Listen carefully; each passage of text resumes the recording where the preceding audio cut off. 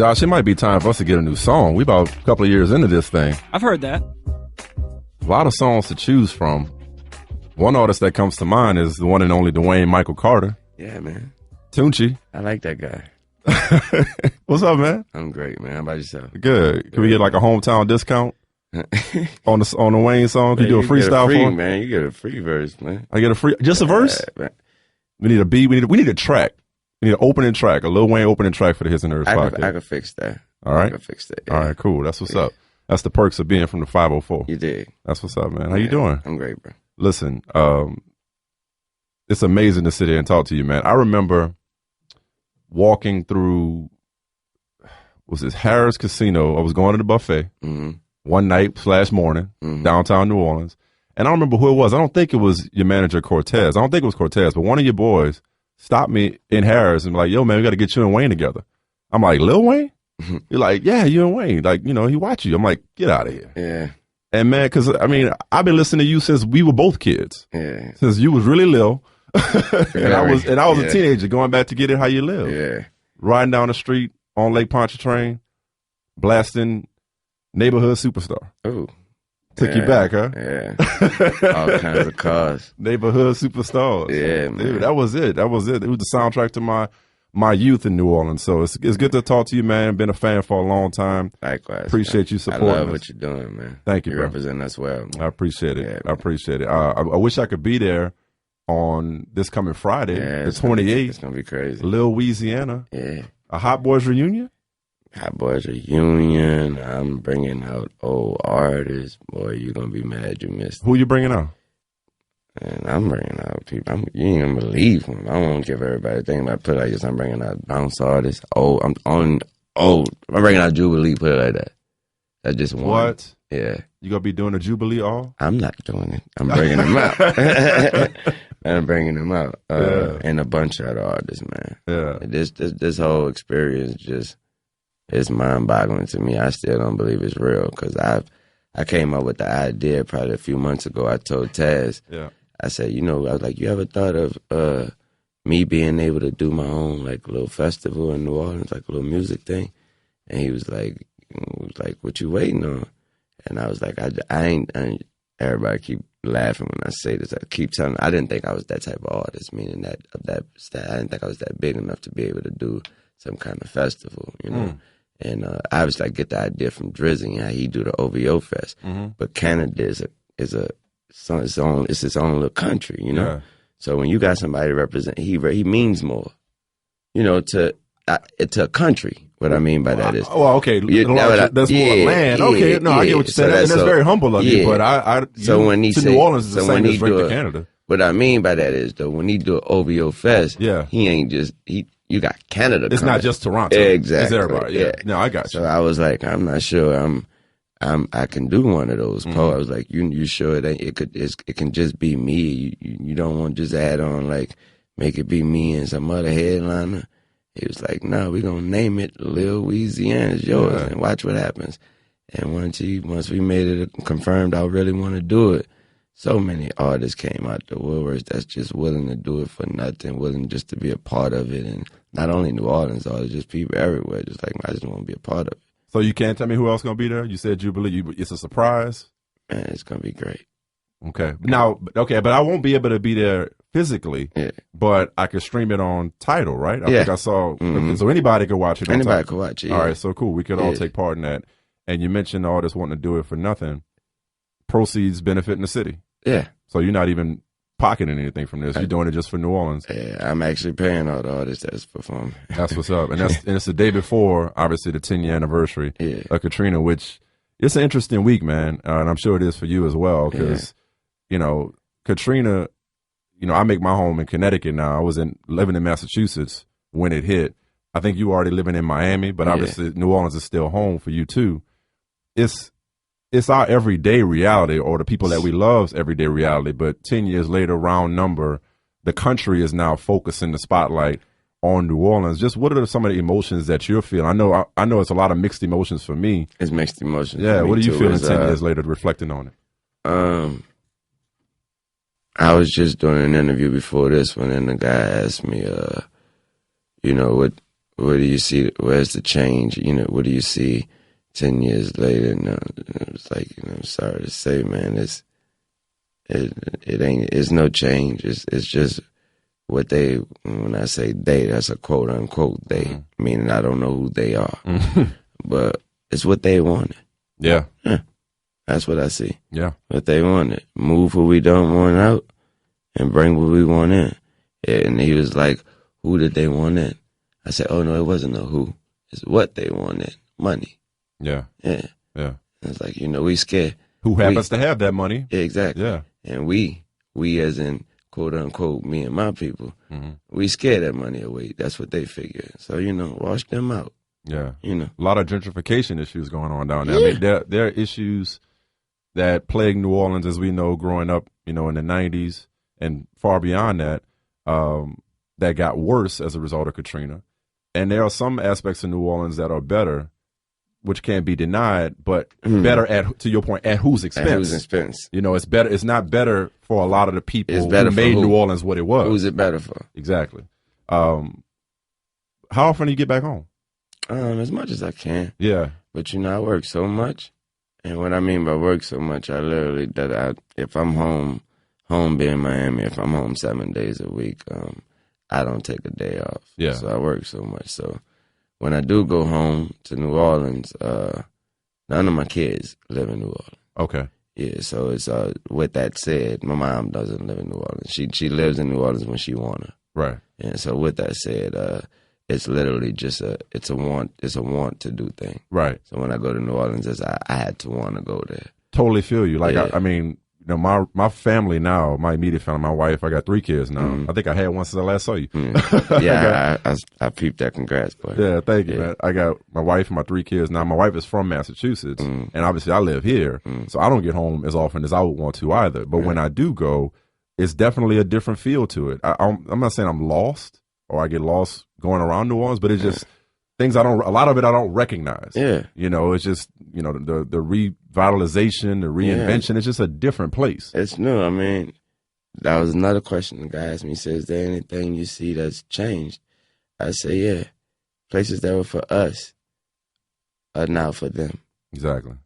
Yeah, I think 100,000 black people did not. The population in New Orleans, because we grew up, it was high 60s. Yeah. Black population. Yeah.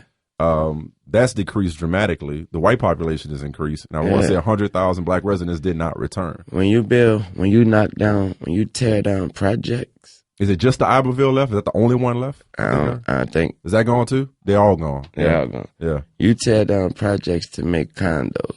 Yeah. Who you helping? Right. Because the person that live in the project, a public housing, they damn sure can't afford a condo. Rent skyrocket in New Orleans. Yeah, yeah.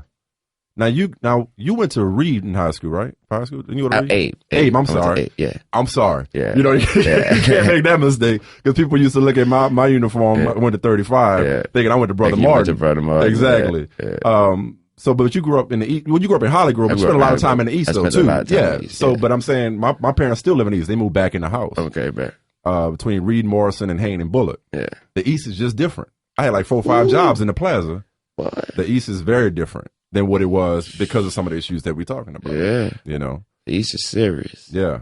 Yeah, the East ain't the East no more. No, not what it once was when I grew up. But when I was coming up, you know, I lived in Hollygrove and you know, I knew you was from Hollygrove. I was trying to get to the point of the time in the East. I was trying to explain to him when I was young. I'm from Hollygrove. Yeah.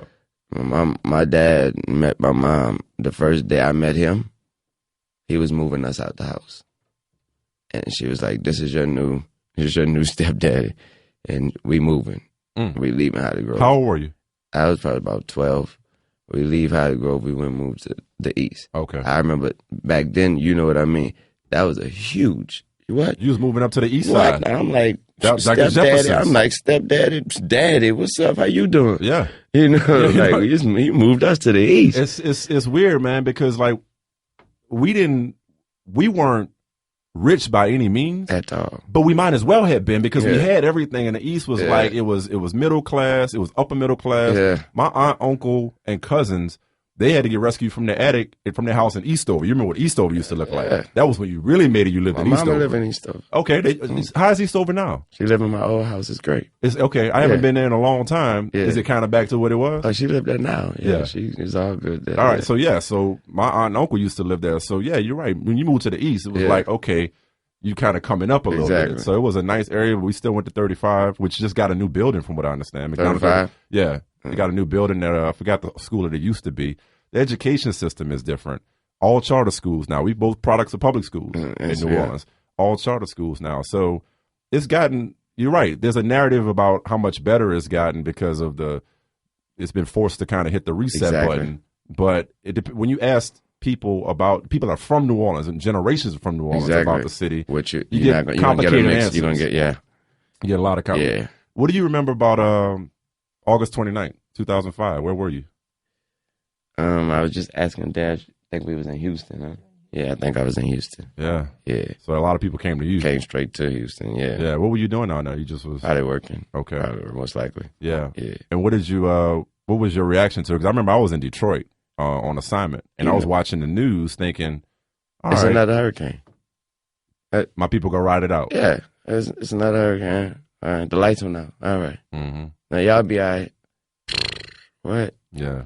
And once you see what happened and how it happened, I'm sorry, but I ain't never saw Mother Nature do that. Yeah. And matter of fact, my people went to Houston. I put them up at I had a bunch of Marriott points. Yeah. So I put them up at the one by the Galleria. Yeah. Yeah. And we thinking like, this will be like a week, maybe.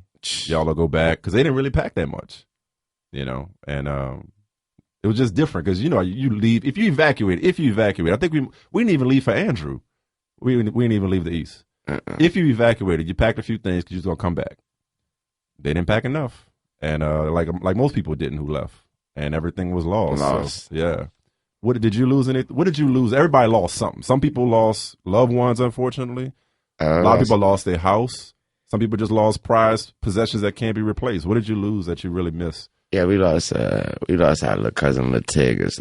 Rest in peace. Yeah, it was him, my grandmother, and my little brother Maul. Everybody hear me talk about Molly G all the time when I'm rapping. Mm-hmm. That's my little bro. They were holding on to a pole, and they kind of made a decision. I don't know how it went, but to let grandma hold on the pole and Tegas let go. We never saw Tegas again. And Maul stayed to make sure grandma was okay. So yeah, those type of decisions were being made, in that type of time. So, yeah, so anything else I lost don't even matter. Right. Yeah. Right. I mean, everybody you talk to from New Orleans got a story of some magnitude, and we haven't even heard them all. I was watching Robin Roberts did a real good job. She had one, especially on ABC last night, and I'm just thinking like you could literally walk up to anybody in New Orleans or from New Orleans and ask them a question about Katrina.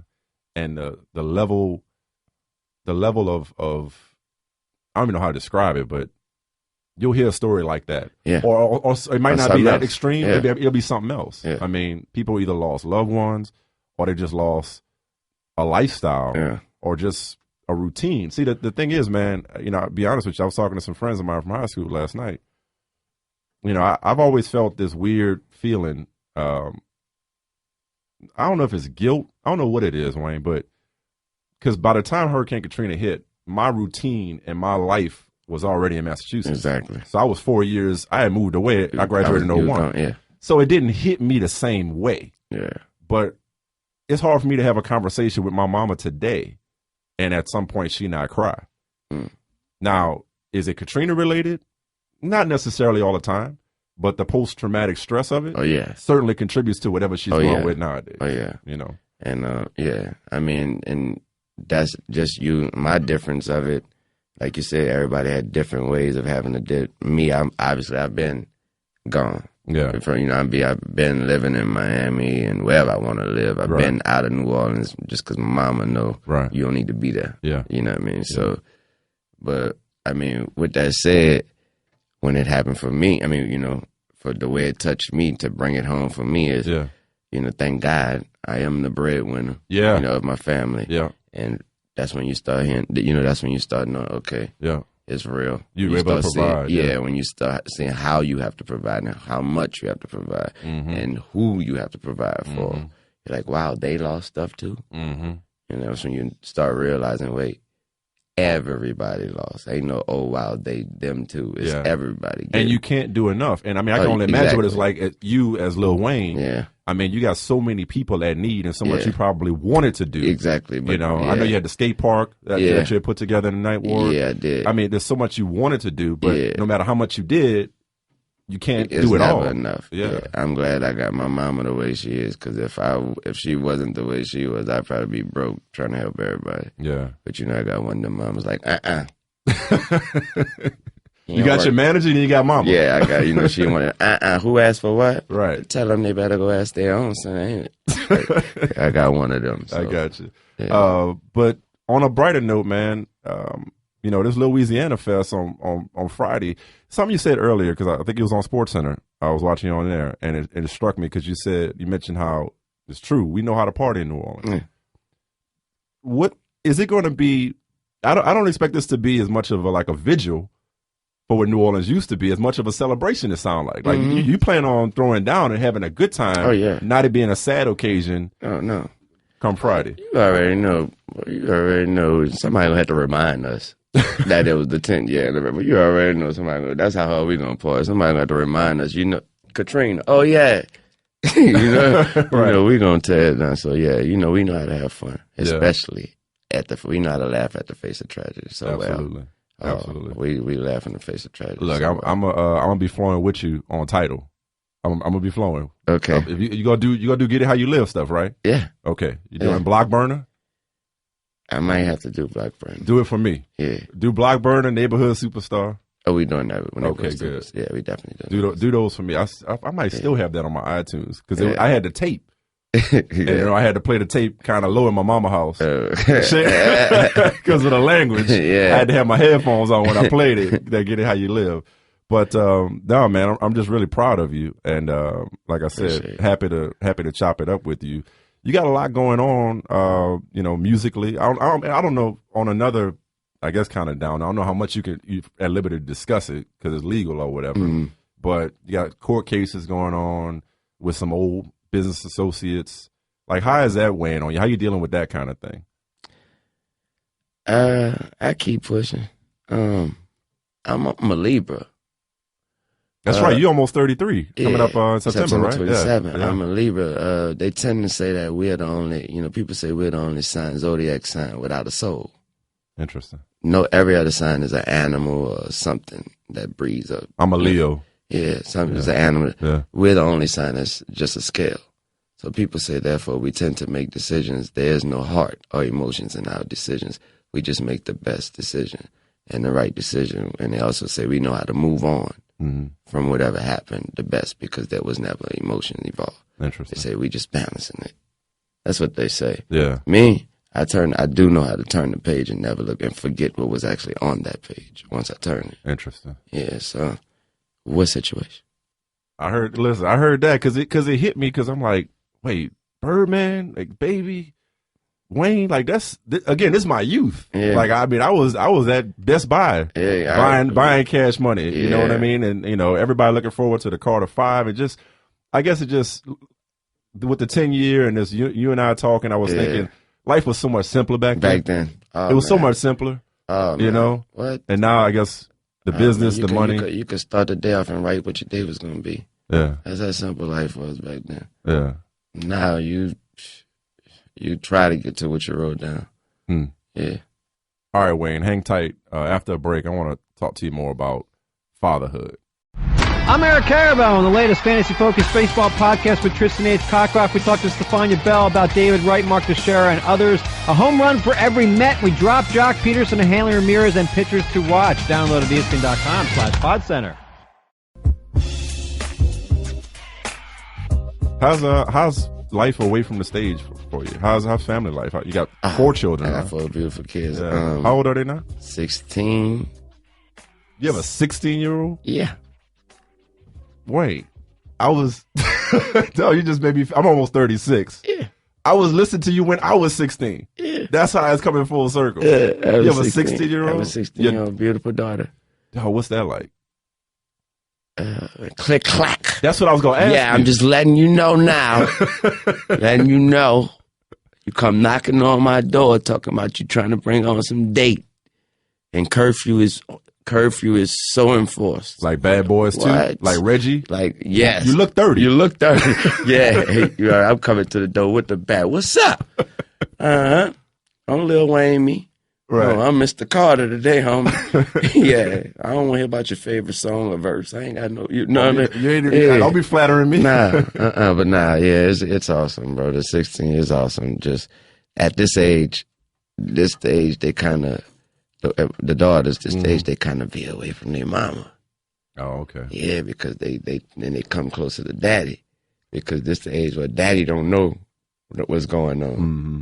Daddy just know how to say, yeah, baby. Okay, baby. Don't worry about it. All right. And this stage where mama know exactly what's going on. Mm-hmm. So I can't bring nothing to mama. She can't bring nothing to mama.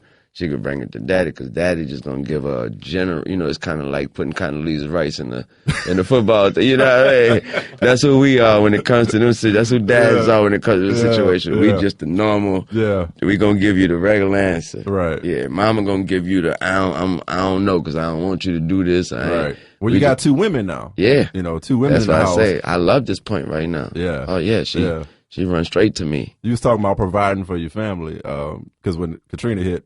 My mom, grandmother, uncle, and stepdad, they came and lived with me. They moved with you? Ooh. And I had just got married a month earlier. Oh, it got popping. You know what I'm saying? So as much as it was necessary, it was my wife, my mom, and my grandmother in the same house.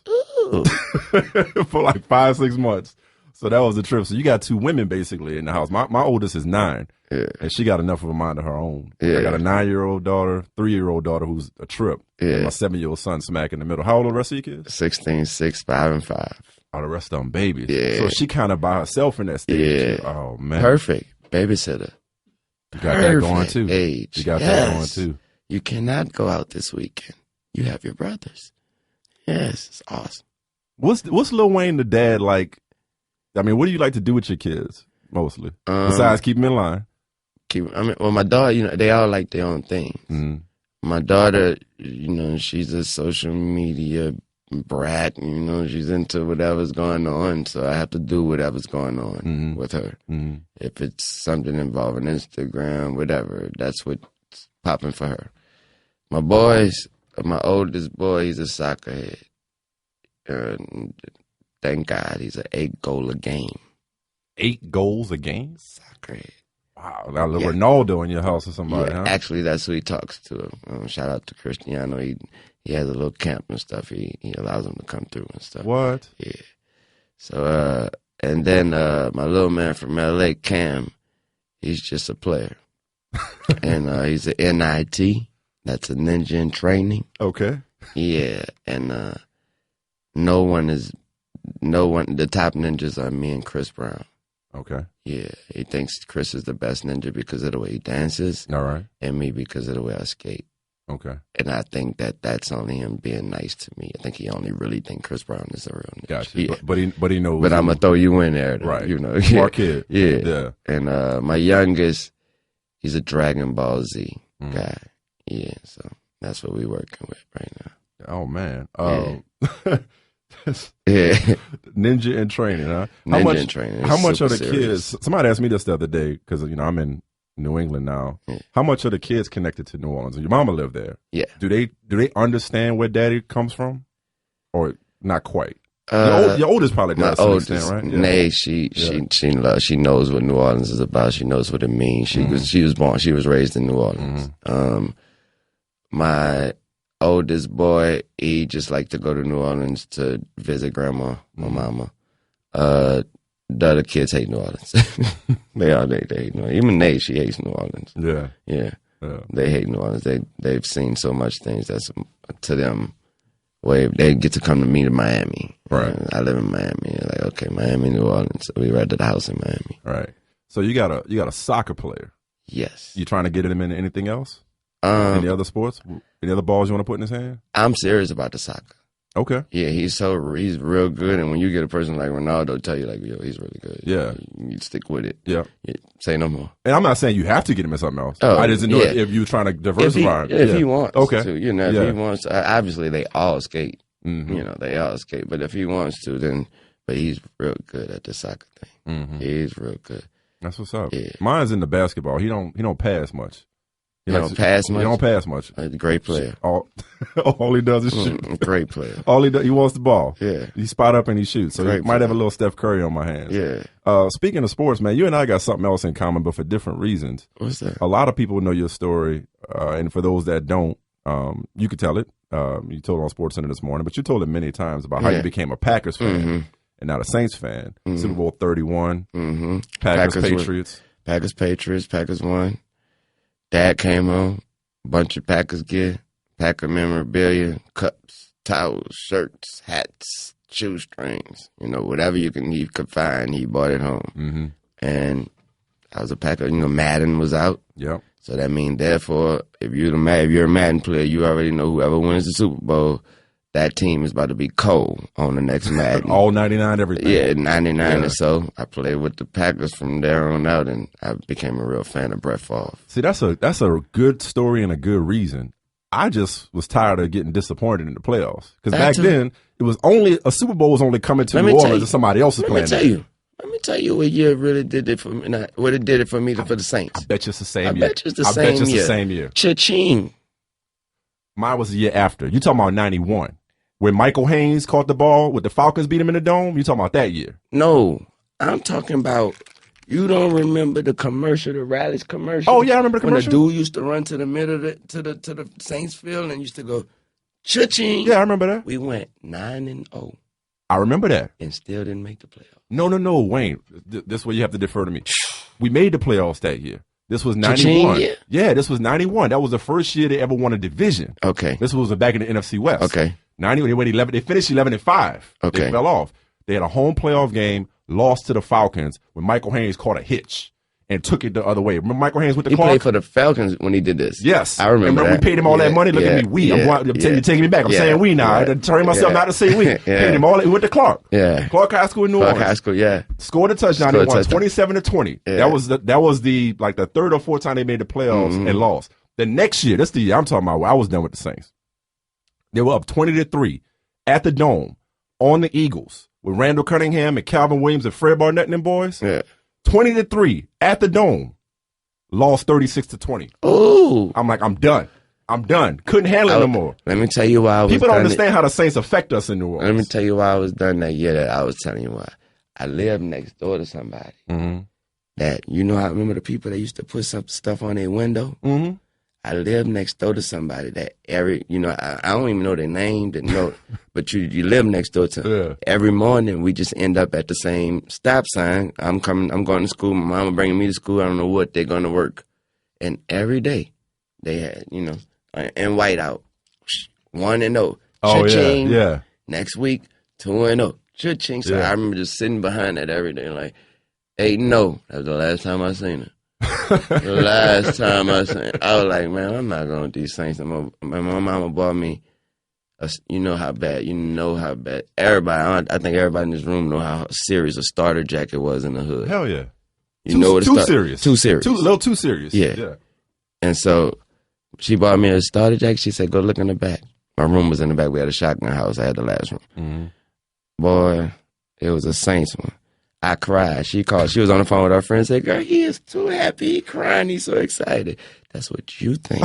I'm crying for I'm crying because I'm not wearing it. And I don't know how to tell you. Yeah. It could have been anything but the Saints. Yeah. Come on. That's how bad it was. I became a Cowboys fan before they won the Super Bowl. Okay. I became a Cowboys fan because they had Irvin and Troy and Jimmy Johnson. I think I hurry up and jumped on the 49ers real quick. With Jerry Rice and Steve Young. You jumped on the Niners? Just for a year. Like, when they good year. All right. I went and got the Niners starter jacket. Yeah. But, I got it for Christmas and, New Year's right around the corner. I had firecrackers. I popped a hole and You know, remember the flap downs came out? I do. That front pouch, the kangaroo. What I did is when we went back to school, I took all the paper that your new papers you get for school, folded them up and put them in that pocket and kept it flipped up. You know, that's how it's rocking. And, you know, and nobody didn't know what it was. Good. They thought it was a style. Yeah, it's a good time to be a Saints fan now. I'm saying all that to say it's a different time now because they won the Super Bowl, which was special. Still, even though I wasn't a fan, and once I became a journalist, I had to kind of be more objective. But I still remember shedding tears in Miami. I was there, but not at the game when they won that Super Bowl, thinking about my family, thinking about what it meant for the city. And then you look at them now, they got a guy about to be the best player in the NBA soon, and Anthony Davis. Like, New Orleans is different in a lot of ways from when we grew up. I'm not really worried about that Super Bowl they won in Miami because I lost a bet on that one. And the bet was if they make it to the Super Bowl, I had to buy the biggest suite and invite all the New Orleans people. And I did, and that cost me so much money. But it was worth it, though. For them. It was worth it. For them. That for you. You still New Orleans to your heart. Somewhere on that, I know you got a floor to leave somewhere. I do. I got it on my face. There you go. Yeah, I ain't gonna lie. Mac cried. Mac Main, my bro, Mac Main cried. So that was enough to see him cry. Yeah. That was enough. Yeah. Because he lifted a lot of weights. So to see him cry, that was enough. Because a team won, bro. Okay. Yeah. Yeah. All right. Hey, listen, man. We could talk all day reminiscing. Yeah. And hopefully we do this again soon. Yeah, man. I can't wait. Yeah, man. It's been real. Congratulations. Thanks, man. All the fine work you're doing. Thanks, man. Keep it Congratulations to you, man. Thanks, I told you bro. to make us look good, brother. I appreciate it, man. You too. It's good to talk to you. And give my best to the family. Don't hurt no dates coming over. All right. Well, I won't read about Wayne on some boyfriend. Nah, she good. She good. Josh, you know what's up. Yeah, okay, cool. That's her little boyfriend. Not me. He said, all right, not this Josh. Oh, no. But you know what's up too, Josh. You know what's up too, though, Josh.